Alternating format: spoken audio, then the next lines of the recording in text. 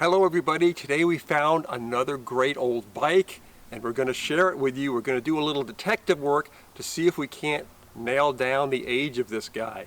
Let's go.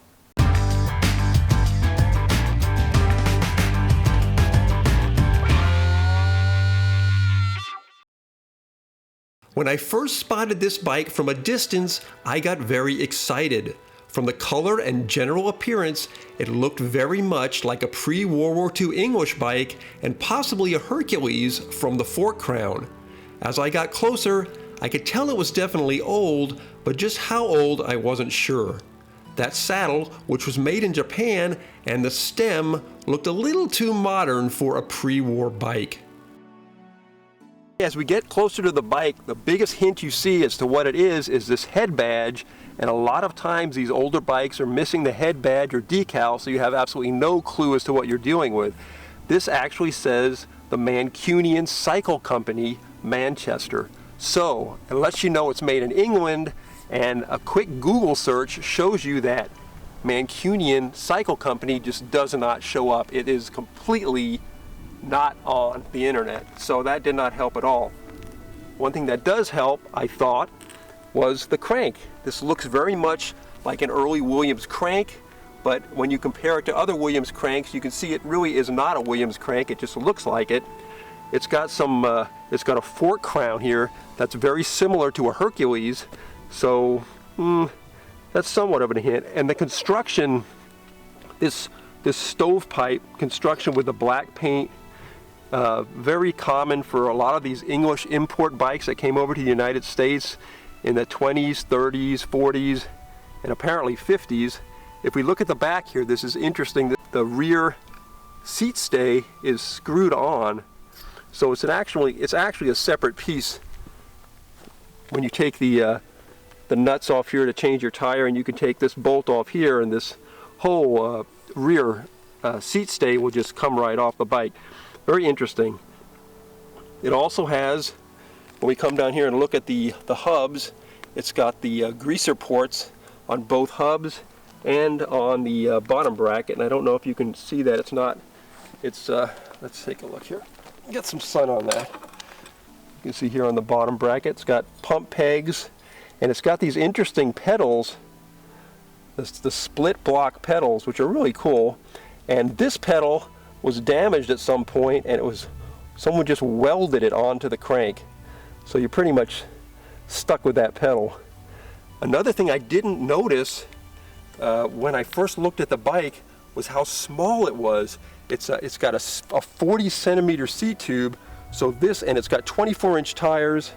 So this really is a boy's bike. It was not designed for an adult.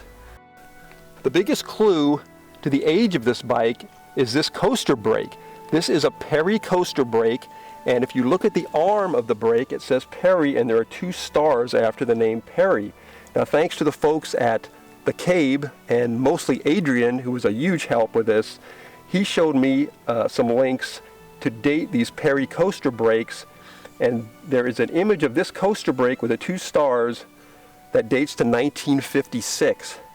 The earlier 20s and 30 coaster brakes did not have this logo. It just said Perry, and I could not find an image of a 1940s coaster brake, so this could still, I don't know when they went to the 2-star design. It could be 40s still, so I'm guessing that this bike is somewhere between the 40s and the 50s.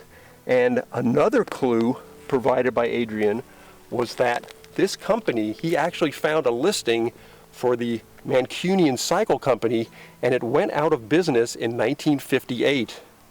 So that dates the bike somewhere in the 50s, maybe late 40s. So that's what we're thinking. So what you're dealing with here is a bike, a boy's bike made in England, probably for U.S. import, made in the late 40s, I would say, to mid 50s, maybe the late 50s. Very interesting. Okay, we're going to try and take the bike for a ride, and as you'll be able to tell when I get on it, it's much too small for me because it is a boy's bike.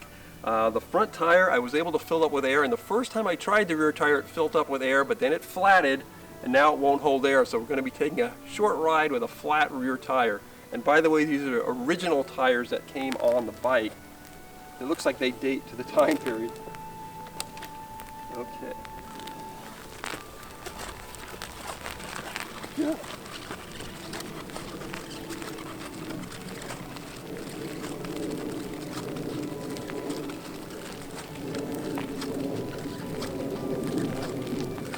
This is quite a cramped setup. Not much leg extension.